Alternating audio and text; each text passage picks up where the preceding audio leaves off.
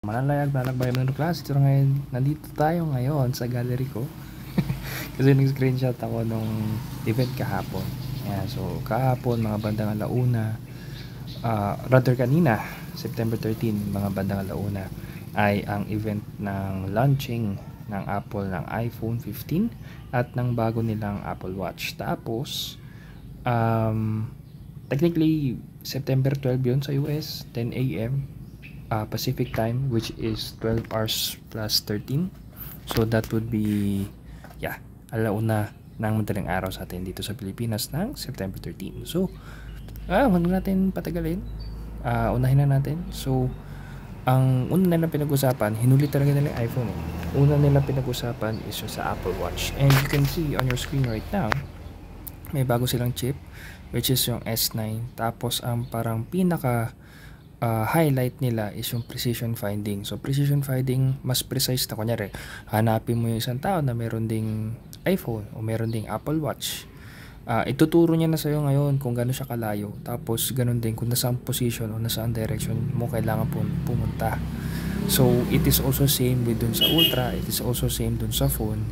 And it is one of sa mga hinighlight nila. At isa pang pinaka-hinighlight nila, makikita nyo sa kanan, may kamay, yung tinatawag na new gesture. So, ang Apple Watch, meron siyang yung pag inangat mo, kunyari, hindi siya always on display. Mamatay yung screen niya, parang tulad ng ibang mga smartwatches.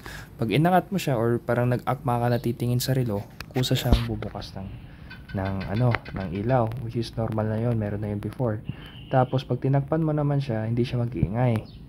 Ngayon may bago sila, yung pag pinagdikit mo twice o double tap yung index finger, hintuturo, pati yung hinlalaki or thumb tsaka index finger twice, marami siyang function na pwede, depende dun sa ilalagay mo, dun sa customize niya. So pwedeng either unsnooze, pwede naman din. Connected din siya sa Apple ecosystem, or in other words, kunyari yung phone mo nga ang tutunog. Double tap lang sa pag sa iyong kamay, pag connected yung Apple Watch mo sa phone, tapos tatanggalan niya na snooze. Kunyari, timer ka, kailangan mo timer, double tap, kailangan mo ng maraming silang pinakitang pwedeng puntahan o pwedeng paggamitan ng gesture na yun. And mas madali siya in a sense, kasi kukuha ka ng picture gamit yung phone mo, iwan mo lang yung phone mo doon, ayan mo siya picture, tapos gamitin mo yung double tap para mag-take a photo. Kailangan mo mag-answer ng call, double tap. Kailangan mo magpatay ng call, double tap. So yun yung isa sa mga hinighlight nila. Pinaka-intro ng kanilang event is yung testimonies about yung sa crash detection nung sa phone tsaka nung sa watch nung last year. Ganon din nung sa emergency satellite SOS nila. So madami testimonies. Ang nakakaiyak ka kasi ang theme nung testimony nung intro is birthday. Kumbaga, salamat kay Apple at naabot ko pa yung birthday ko ngayong taon kasi niligtas nila ako. Yung mga ganon na testimonya doon sa kanilang intro. So another additional dito sa phone na to is yung 2000 nits. Tapos nandito pa rin yung crash detection, advanced cycle tracking, yun lang. Technically, pinaka-highlight nila is bagong chip. Tapos dahil nga bago yung chip at magaling yung computation niya, kanya na maging precise sa paghahanap. And ganoon din yung sa double tap. Yun na yung pinaka-highlight nila. Tapos isa pang pinaka-highlight nila is yung dun sa tawag dito niyan which is maganda na naman skit na ginawa nila. Carbon neutral yung kanilang mga watches. Yan. So hindi na siya nagre-release ng carbon emission, carbon neutral na siya.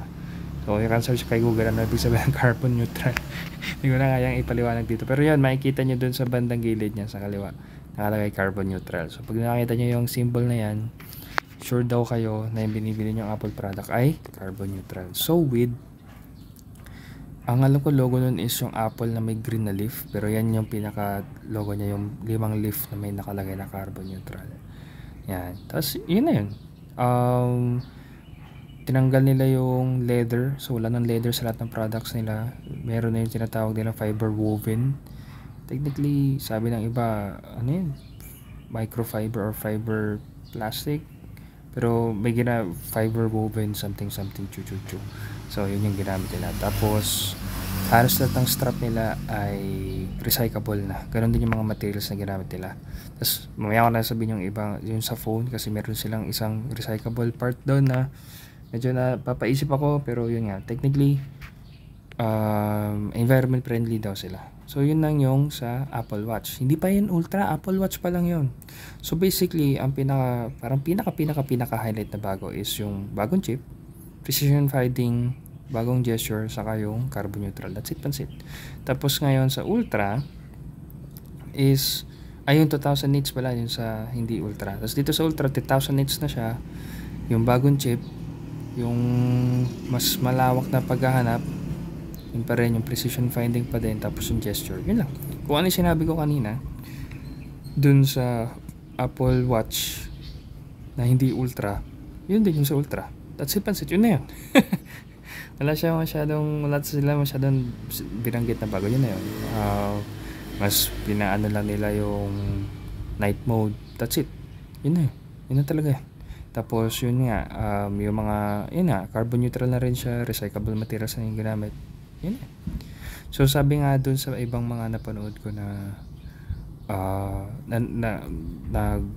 YouTube about Apple din, Apple products, is kung bibili ka ng Ultra, mas magandang bilhin mo na yung luma, yung unang Ultra, which is yung last year na version, kasi wala namang halos binago. So ganun, pagdating sa minsan, there are those na talagang bibili ng bago kasi nandun na future proofing, para bago talaga lahat, para talagang maayos na maayos, di ba? Brand new. Pero ang problema mo kasi sa bago, yung bagong-bago, yung brand new na brand new, yung kaka-launch pa lang, ang problema mo kasi doon, una, yung firmware minsan, o yung mga software nila, medyo buggy pa. Madami pang problema na kailangan pang ayusin. Though ayusin naman nila yon, pero ikaw yung guinea pig doon sa mga bugs na yan. Pangalawa would be high price. Sobrang mataas yung presyo kasi nga bagong launch brand new na brand new. Tapos minsan halos walang bago o halos walang improvement from the last year's generation, and specifically last year, kasi tulad nga nitong Ultra, wala masyadong binago, pero every year sila naglalabas ng bagong version. So if you are may luma ka naman, mga siguro 5 years ago na yung watch mo, smartwatch mo, kung meron mang smartwatch, di ko kabisado yung smartwatch na venue. So kung 5 years ago, okay pa naman, wag na. Ikaw, kung gusto mo palitan ng bago, o kung gusto mo palitan ng mas mura pero medyo bago, yung mga last year version, okay pa naman din yun kasi halos nga walang binago.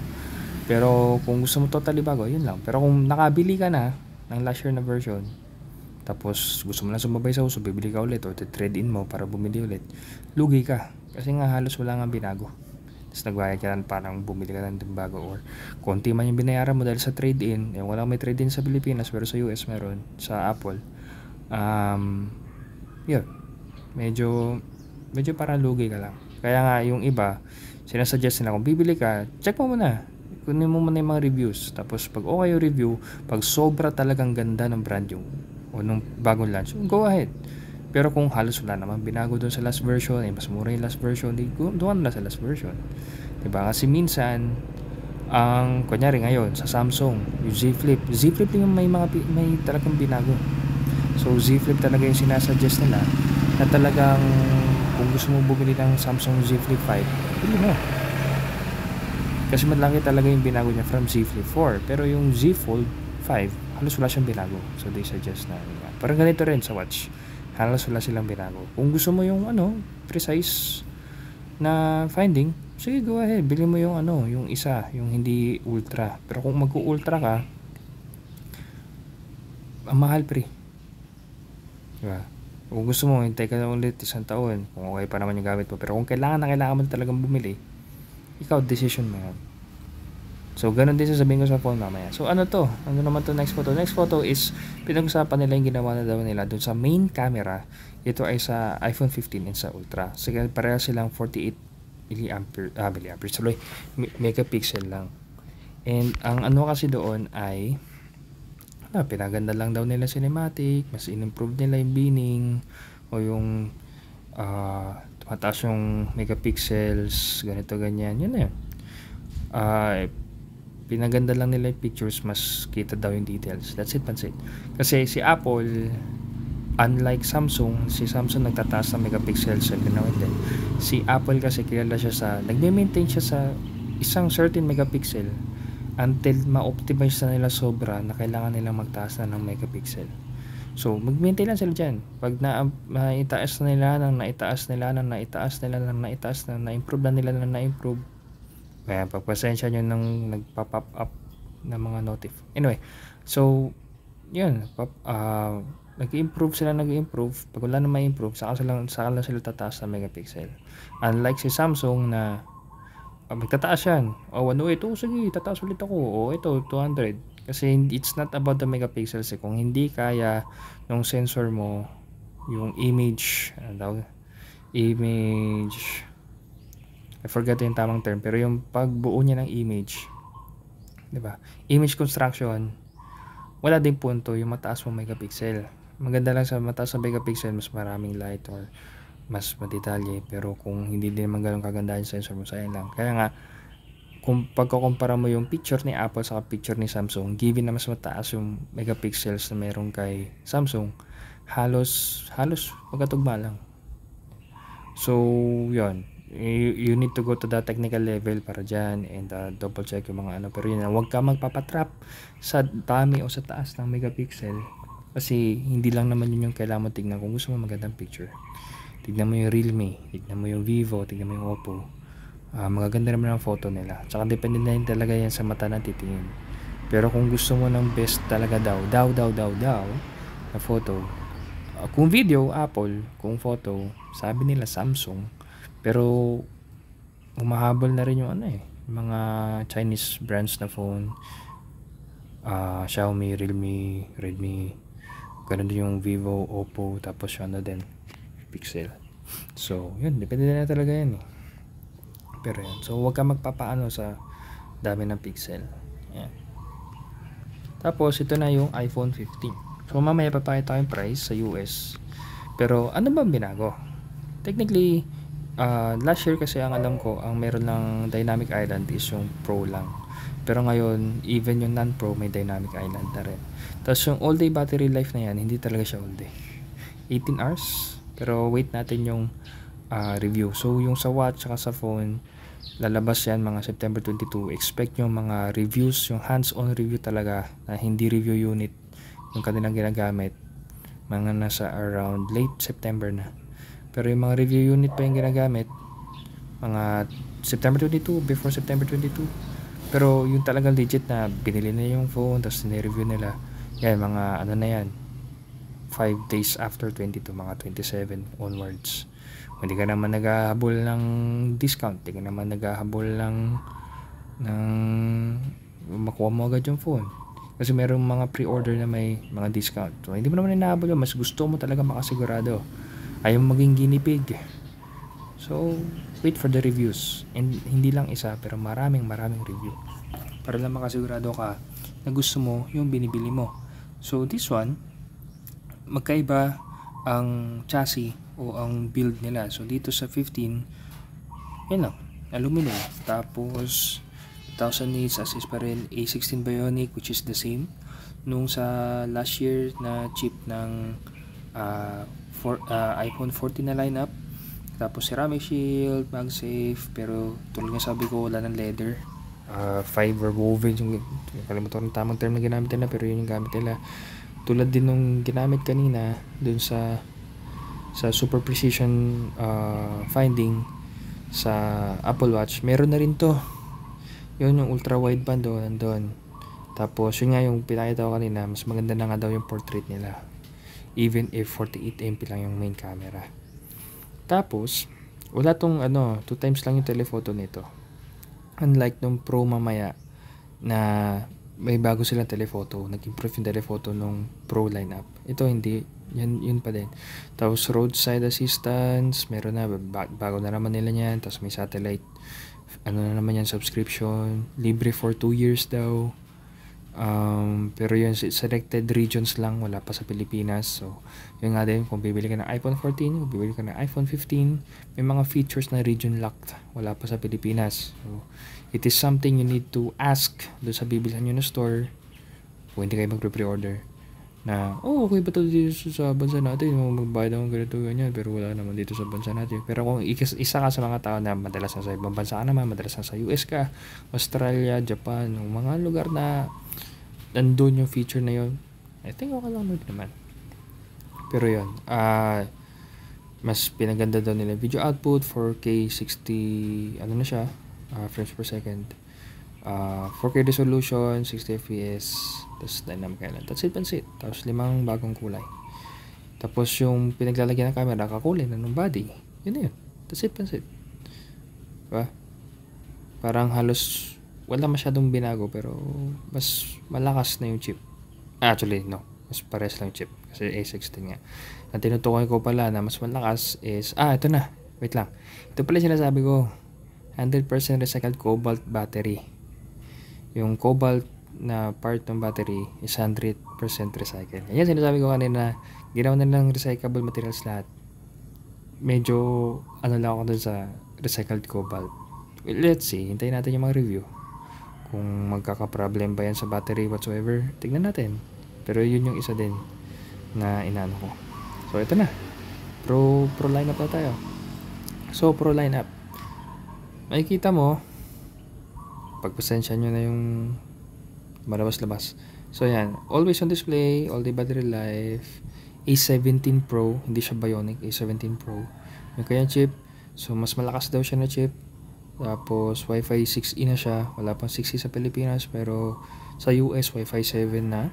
Dynamic Island, meron pa rin. Telephoto, ito na sinasabi ko, nag-improve 5 times na yung pag-zoom in. Tapos, meron siyang ibang lenses, yung sa focal point. Iba na din. So, yun na yun. Main lenses, yun yung 24, 28, 35mm. Yan, sa focal point niya yan. Tapos, USB na siya. USB 3 na USB-C. Mas maganda na rin yung sa paggalaw niya when it comes to gaming. Actually, yun yung hinighlight nila eh. Kasi kanyang magpatakbo ng yung bagong Assassin's Creed na Mirage, which is lalabas next year. Yung bagong Rainbow Siege, which is lalabas next year. Yung lumabas na Resident Evil 4, which is lalabas this end for the fourth quarter ng 2023 para sa Apple. Tapos yung action button na pwede mo i-customize kung ano gusto mo ilagay. Pwede siyang maglabasan ng camera agad or maglabas na same ng ginagawa na Samsung dun sa pag press mo yung certain button, dalawa ilalabas, diba? So action button meron na siya, pwede mo siya i-customize. Titanium yung kanyang frame body, so matibay siya. Titanium yung frame niya, magaan na matibay, so hindi na siya kasing bigat. Pero wait natin talaga i-review kasi iba yung kinomercial lang, o iba yung sila yung nagre-present sa talagang actual. Diba? So, yung isa pa, ultra-wide, binago din nila yung camera. Pero same, 12MP yung parehas. Pero tulad nga sabi ko kanina, magaling sa pag-i-improve si Apple. Pero yun nga, hindi siya tulad ng Samsung na bago na sensor. Pero balita, sa S24 daw, 200MP pa rin yung highest, pero i-improve daw nila. So, si Samsung naman nag-i-improve ngayon. We'll see.